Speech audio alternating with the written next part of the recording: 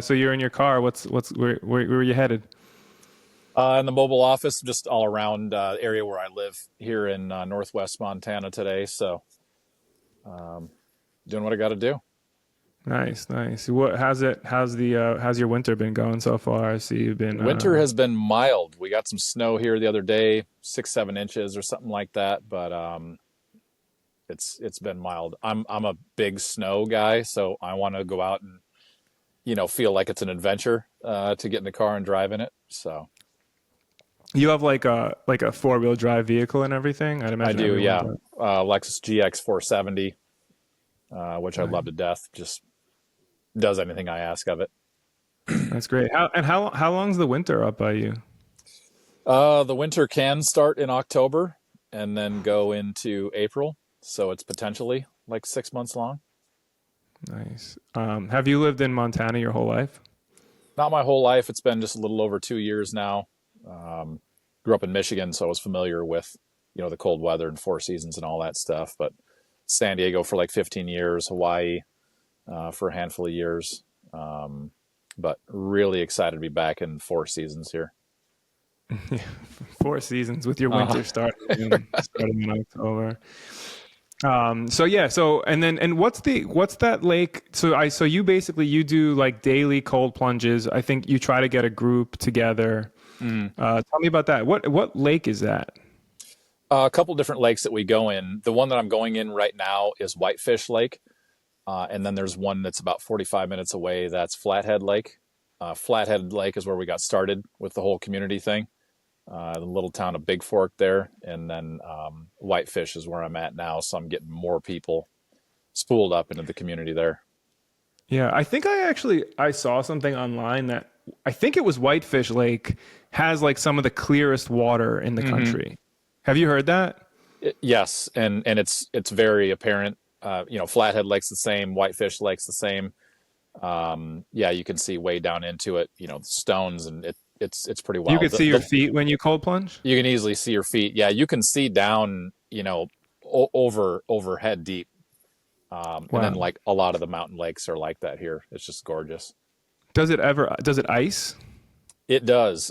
This year, since it's been so mild, it hasn't iced over yet. Flathead Lake does not ice over entirely because it's huge. That's like 30 miles top to bottom, and then almost 400 feet deep in one area. But Whitefish Lake does freeze over. That's cool. So like will you like bring stuff to chisel it out or you just do something else for cold plunging? Yeah, we'll figure that out. This is my first winter going regularly at Whitefish Lake. Typically at Flathead, there was only maybe a time or two when we had to go somewhere else. And the great thing too is there's so many lakes and rivers around here that you can Yeah. find an open body of water or bring a chainsaw or an ice pick or something like that Nice. And you're basically doing this like every day or so? Like every day. seven Yeah, out of seven, 5 out of 7? yeah, What are we yeah, talking here? yeah. There's on a few occasions it's probably like 13 out of 14 days. Over say a 2 week period on average or something like that. I'm in there. That's wild. Yeah, just whether it's just me alone or another 8 or 9, 10 people, whatever. Just keep going and figure too. When I got started doing it daily, it's just like, well, at least like the group has a sense of like accountability. Like, okay, cool, there's somebody going, and it's always kind of that open invite. It's like, people ask me to go at a different place or a different time or whatever. Like, I'll do that as well. So yeah, so the reason why I wanted to have you on is so this is Craig Mayville for anyone who doesn't know, but so he recently started a cold plunge company, Vatten Cold Plunge or Vatten. So yeah, why don't you tell us a little bit about what it's like to start up a cold plunge company? What it's like to start.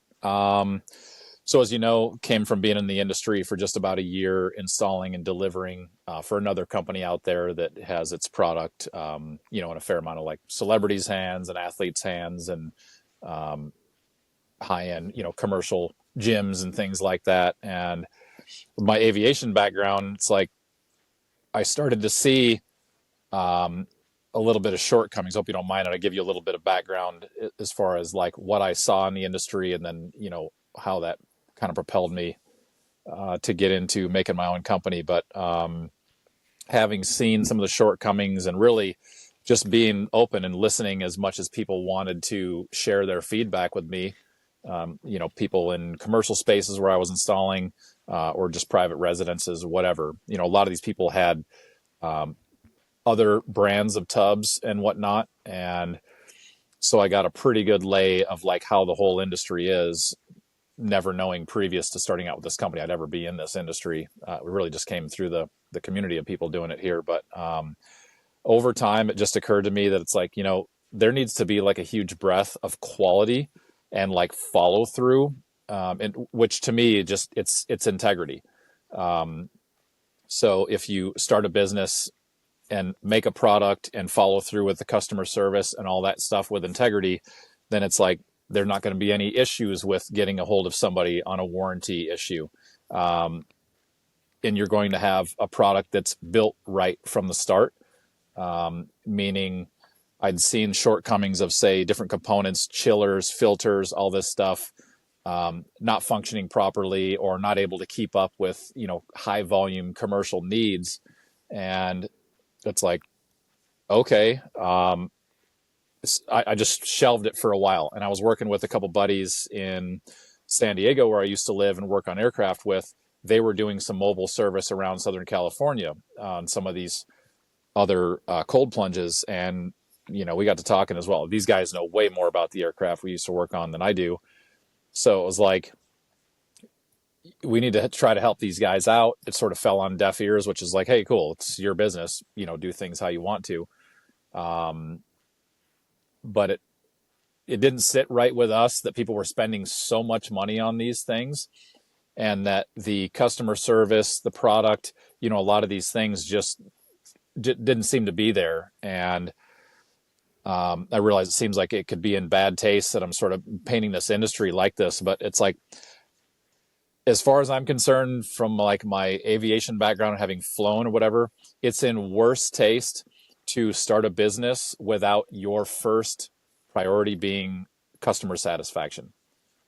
Blowing them away with making a great experience, a great product, great follow through. And it's like, it's one thing if you mess up or if something goes wrong with a product, that stuff's going to happen. But again, it's the follow through. It's how you make people feel like they're appreciated for buying your product and they're priority number one. So anyway, it's been a humbling journey since I made the leap out of that other company in March, and sort of starting in a way, a bit of, or I guess hopping into this kind of space above where everything else is. Because of course we see everything that's in the $10,000 to $20,000 space, and I've installed a tub, with the other company that I worked with, it was almost $60,000. Yeah, and I do want to just say, like, I know we're not going to talk about the other company that you worked for. I personally know what it is, and for all the listeners out there, legit ass company, like one that you've all heard of, super high end stuff. So, Craig, he's no joke here, coming from a background really doing this on the highest level. I appreciate that, Mike. And yeah, it was just kind of like, again, it was like, I empathize with these people. It's like, I had sold BMWs for about 4 years. So it was always a big thing for me. And I got into that industry because people asked me about what car should I buy? Where should I have my car serviced? What tires should I buy? All these sorts of things, just because I've been into that stuff for so long. So again, it's like, I love cold plunge, the whole lifestyle and everything that comes around it, sauna, fitness, eating right, all that. And again, it was just like, I love quality of work, and people who are passionate about what they do. And so it's just like, got to figure it out. If I have to stumble myself, stumble forward, however long it is, and, look like a goofball because I don't know what I'm doing, like, cool, I'll figure it out at some point. So finally, we're getting some traction and getting our products into very interesting places now. So it's super exciting. Yeah. And so like when you were doing a lot of like maintaining cold plunges that other people built or what have you, like what problems have you seen, from on a technical level, from some of the commercial stuff you've worked on? Problems I've seen are, the first one that I installed is at a very high volume gym. I'm not going to mention their name at all right now either, but I went back the day after I installed. They were like, yeah, come on, into the gym, use the cold plunges, whatever. And they already had two from this company, and I had installed the third one. And I was there at about 12 o'clock or something like that. They probably opened at 5, 6 o'clock in the morning. I noticed that everything was set at the lowest temperature. It was either 36 or 37 degrees, but everything was actually operating between, say, the mid to upper 50s. And I'm like, this isn't right. And so immediately it occurred to me, it's like, well, these things are being overworked. So the chillers, weren't doing their job. And I sort of equate it to like vehicles because it just makes sense for me. But it's like if you picture a Toyota Tacoma, which is a fantastic truck for what it does, if you throw it into a job where it's towing, say, a massive, trailer behind it, a job that's more fit for, say, a Ford F-350, a huge pickup truck, a Tacoma is going to look like a piece of crap because it's not built for that. So anyway, it's sort of the way I looked at it. It was like the chillers aren't doing their job. This place is having to drain and refill every single day, which from a sort of, kind of managerial standpoint or trying to empathize with the business owners, it's like that sounds like awful because it's a minimum of an hour a day that they were spending on maintenance. And it's like, okay, they can't hold temperature. The water's not staying clear. They're having to change filters every day, all these things. So it's just like this easily could be alleviated with just proper components that are actually up to that high volume commercial standard. So that was one of the biggest things that I saw, and it just kind of planted the seed. And then, moving forward along the way through that, installing for more people. Again, on a technical level, it was like, some of the components being used were decent and American made, and I appreciated that about this company. But sometimes it was like plumbing decisions and things like that. It's just like, it's like inefficient. And, having worked on aircraft for about 12 years, like we thought a lot, about, okay, how do you work on this thing? Because it seems like some items on whether it's cars, aircraft, whatever it is, some items seem to be engineered in such a way that the engineers never thought like this has to be worked on in the future or this has to be changed in the future. So basically, you're able to just get in there, and you make some swaps for some hardware, fix the plumbing. That's kind of stuff you do. Yeah, it's like we don't look at, say, spa equipment and filter wise and all these things. It's like what is the best pool equipment we can possibly find for this. So we had to become experts and like do all kinds of research. Wanted to use American made companies. So it's like, let's just read the reviews and figure out what's the best out there. Talk to the people who work at the pool supply stores and like, hey, what do you like for this and that? And this is what we're going for here. The same thing with chillers. So it's just been like, okay, if that's what we start with as the foundation of our product is properly working high quality items that are going to exceed what is going to be asked of them. For example, the first one that we did that saw over 100 users in a day. This is called Gozzer Ranch on Lake Coeur d'Alene, near Coeur d'Alene, Idaho. Super high-end community. It's a Discovery Land Company community. They have their own golf course and, kind of the whole wellness center and yoga and all these things there. So we're like, told them they've reached out to us luckily through Symmetry Sauna. Symmetry Sauna has been like one of those awesome examples that we've learned from and kind of emulated in a way. So we told them, look, we're going to go like over the top on this because we understand you're going to have a lot of people doing this. That's actually the tub that you're showing right there. And they were like, cool, we're all for overbuilt. So we were lucky enough to have, kind of with our calculations that we put together, chiller wise, filter wise, all that. It's like, now we've got people who are using that throughout the summer, which is when people are at this place in Idaho, calling us and like, hey, can I have that installed at my house? Can I have that installed at, this or that business? So, right. So this, what we have on the screen right here, this is from Gozzer Ranch.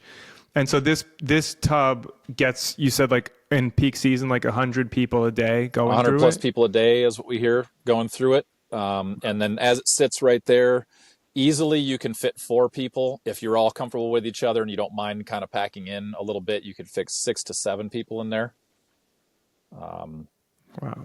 So yeah, it was very exciting for us to be a And part of then so that. basically, so you guys, so you came in and you built all of We this, didn't build it. They were fine with using their plumber for that. So we basically supplied them with the components and they're like, cool, we can figure it which out is from what there. the Those are the chillers. chillers. Yeah. It was a very short, So that has two it chillers. is 2 chillers. And the reason for that is that they had a very narrow window time wise to get this done. And we're like, okay, we're sort of having to, because a lot of these things, chillers and whatnot that we're using these days, it's like an 8-week turnaround time. They're not just sitting on a shelf somewhere that they just ship out and they're there in a week. So these are Penguin chillers that we used on that. They more than did the job. We are giving them an upgrade. So this spring, when they get the cold plunge back up and running for when the residents come back, they're going to have a much better commercial grade chiller for that. I've never seen a setup with two Mm-hmm. chillers. Does the water go through one chiller and then the next one, or does the water flow through each chiller simultaneously and Yeah, each out back? simultaneously, and yeah, just kind of the way that we all figured it would work the best. It's Hmm. very cool and it's working It's well. working well, yeah. And part of that too is it's like the pump is so high flow, for high volume application that we didn't want to blast those chillers with so much water. So that's why the load is kind of divided. This is the pump back That's here, the pump. right? This. Yes. Okay. So yeah, and then it's coming. So then it's coming in, getting filtered here, There, yes. and then flowing Hmm. through the filters. But I mean, I would imagine like so if the water hits this filter first, I'd imagine, and then it's coming out here. I'd imagine some of the chilled water is going through the second Some of it is, yes. chiller again. Yeah. And we've got UV Cool. on there. We've got ozone. Oh And wow. that was one of the weak areas that I saw elsewhere in the industry too, is like, they're just using some tiny little, chintzy ozone thing where ours is like the size of a basketball. Aqua. Is the ozone featured in this picture? Yeah, it's that blue thing that you had your cursor on there. This Yeah. guy? No, there you Aquastar is go. that brand. What about the UV? Is it what star is that? What brand is that? Aquastar is the brand who Got makes it. that ozone. They make phenomenal products. Where's the UV at? UV, I think, is kind of it's sort of in the center of that picture. It's Oops. kind of like it just looks like a black tube. A little tough for me to see with the backlight. This That's thing? it. Yeah. Right, right. Hmm. That's cool. And then so you're a fan of combining UV with ozone. UV with ozone, absolutely. Try to avoid chemicals at all costs. That's great. I love to hear that. And from what you've seen, like they both work together. They Both work work well together as together. long as you're installing them ozone after the UV. That's the biggest thing because I guess UV has properties to it that kind of negate the benefits of ozone. So, yeah. Very cool. I love it. As far as the future of your company, like what do you see going forward? What we see going forward is we actually have a pretty big endorsement in the works right now. And when we build this tub, what we want to do is make it a work of art. And we want all of our products to have that quality about them to where anybody from any walk of life, any hands-on skilled trade or whatever can look at them and say like, that's really nicely made, whether it's a carpenter or, a metal fabricator, whatever it is. That's the thing that we're doing is we're not trying to take everything on ourselves. We literally want to use the people who are the best in their space. So for example, our metal fabricator, he used to make stuff for motion picture industry. So he worked in Hollywood for many years. He can use any metal. He's primarily who we go with for that. that, it's kind of one example of like how we're putting this together. We're not trying to make everything in-house. We want this to be like a celebration of, here are the people who do stuff really well, and we want to showcase their work. Um, for example, our design consultant, my friend Mike Santoro, I'm lucky enough to have been his friend for almost 20 years now. Um, he designed the Jeep TJ, which is probably the most iconic Jeep Wrangler from the last, who knows how long. He designed the interior of the Gulfstream G550, which at its time was like the nicest business jet in the world. He's got a Ferrari that we've like gone way over the top, making as nice as possible, put it into car shows and all that kind of stuff. And so we're super lucky to have him on the team as well to help us with some That's design. awesome. So fair to say, if you are a large commercial gym out there and you have a cold plunge, if you want to beef it up, hit up Vatten. Yeah, that's the thing too, is we realize that we're not the only show out there as far as who's kind of getting into this space. But what we have been told is that we are the only one who makes the product and will install the product. So it really all came from the feedback, of people who are listening to over time. We're just like, okay, this seems what needs to happen here, so we'll do it. So super exciting that people are finding the value in that.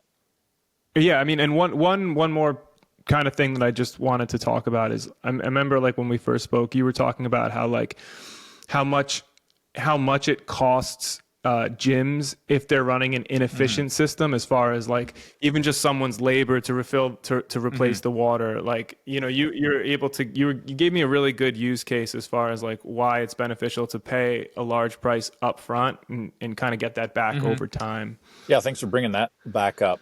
That's a big one. So like I say, the first location where I installed their third unit, immediately I was thinking like, okay, let's say they're paying these people probably somewhere close to 18 to 20 bucks an hour. So if you figure 1 hour a day minimum draining and refilling, plus the filter changes. So they're having to, switch the filters in and out every day. Luckily, they're not having to replace them every single day because you can put them in, like a cleaning solution. But this is coming straight from their general manager. They're literally spending in total probably an hour and a half a day maintaining these three things. And they're getting a bunch of complaints from their members there as well, that they're not actually holding the temperature. Just so happens that a lot of social media influencers and whatnot go to this place. So that's part of, their social media gig, is they're showing themselves doing a cold plunge. And if it's like they want to do it at 36, but it's 58 degrees because the product can't hold up, that's a big thing. So I've done the calculations before and, prepared to present like, okay, here's the extra money that you're spending every year. Here's a crazy one. I'm going to leave details out of it so nobody realizes who this is. Somebody has a tub out there, a single tub that costs probably $5,000 to $6,000. It has cost them over $40,000 in lost business because it has been inoperable for over 2 months. And not only that, it leaked and caused about $6,000 worth of damage to their facility. And this is a very high-end facility. Awesome. Well, I got the soundbite I wanted from you. So yeah, part 2. Do you have a cold take for me? A cold take. Oh, let's see. A lot, I spend a lot of time on the road and driving and thinking about things. That's actually, it's sort of a meditative, type of thing for me that I've liked. And I'll sort of say it this way. There are a lot of people out there who posture in a lot of different types of ways. They're trying to show you how cool they are, how strong they are, this and that, how much more they are than everybody else. You can go to the gym, you can see the guys who want everybody's attention, the guys who are posing in front of the mirrors and stuff like that. To me and to the people I've been around, the in particular men I've learned from, because it's obviously a male dominated thing, where I come from, it's Marine Corps aviation. The best of the best that I always found around me didn't need to tell anybody about it. They were understated about it. They don't need to go out and start fights, in bars or anything like that. Like they're comfortable and they're confident and they're competent in their abilities out there.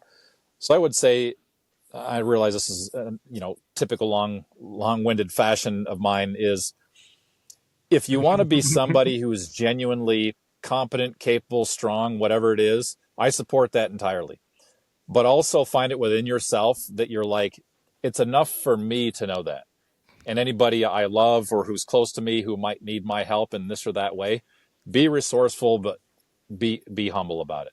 So I guess I'll leave it there. So your hot take is to be capable and humble. Yeah. Capable. Got to be capable first. All right. Well, not exactly, not overly controversial, but I agree. So solid take, whatever, we'll take it. I can't imagine anyone's like, no, I don't think being humble is a good move. But I think the problem is people think they're being humble, but they're not. I think everybody wants to believe that they're humble. Like no one's like, I'm not humble. But yeah, completely agree. And yeah, you just see so many big personalities in this space and so much ego. So yeah, I think it's important to all do our best to leave the ego out the door. I think that's one thing about, you could say cold plunging is a great equalizer. It doesn't matter. Everyone will say, even the most seasoned cold plunger in the world, the second you jump into that water, everyone's the same. You could have cold plunged 10,000 times. You're not going to be better at the first 10 seconds. I mean, yeah, you can lower your breathing quicker. You're mentally stronger. But as far as that, when that cold water hits the skin, everyone's the same. Coming up on our next segment, we have the social media portion. So I have cold plunge memes pulled up. This was a meme that we posted about a week ago. Here we have Cristiano Ronaldo, one of the best soccer players in the world, doing a cold plunge. So me and Craig will react. This experience, look.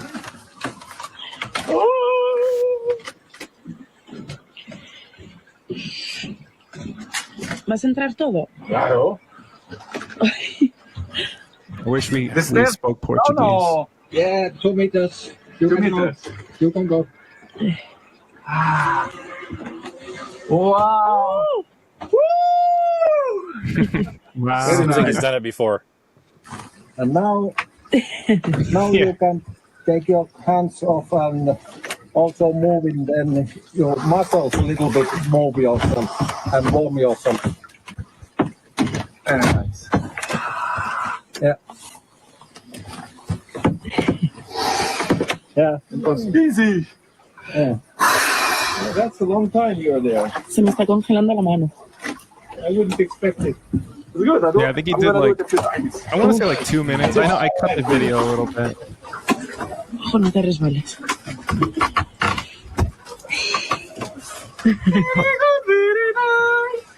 Guys, look at this.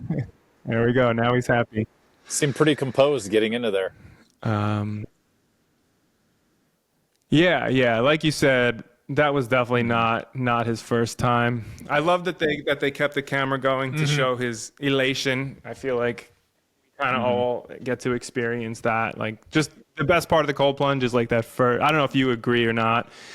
The best part is just that first minute getting out. Yes, it seems like such a relief getting out, and you're just like all the feel good stuff going on, and yeah.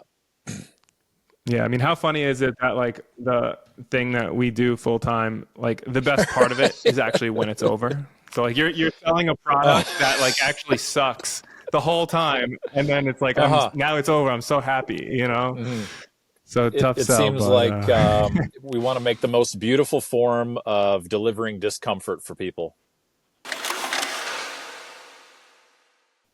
Cool. So I have this picture pulled up for anyone who's not watching it on the video, but basically this is a picture of a lollipop, and we could see a bunch of ants, and they're actually walking around the lollipop. So like normally when you would think of a lollipop on the ground, you have this vision in your head of ants just swarming all over the lollipop and just licking it and eating it all. But as we can see from the caption down here, it says ants don't need biomedical confirmation for the fact that aspartame is toxic. Humans do. Do you have any thoughts on this image? I'm going to try to jump way down the rabbit hole on how awful our whole food supply is here. I guess I'll just leave it at that. But ants are clearly smarter than we are as far as deciding what food to eat and what not to eat. Exactly. So yeah, I mean, I don't need a study to tell me that seed oils are bad. I don't need a study to tell me not to drink aspartame. These ants, they just inherently know not to drink aspartame. I mean, this shit is literally poison. So, it's crazy that humans are the only species that need a double-blind, triple-blind placebo study just to justify drinking their poison. And,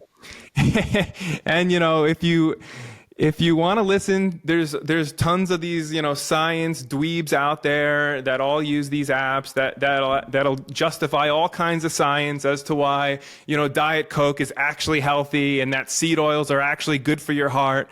If you want to believe these guys, go for it. But, for me, I'm going to go with my own intuition, the same intuition that these ants are using. And I'm going to stay away from the aspartame. It seems like you bring up a great point there that people get so wound up in studies about everything. And it's like, why do you need a study?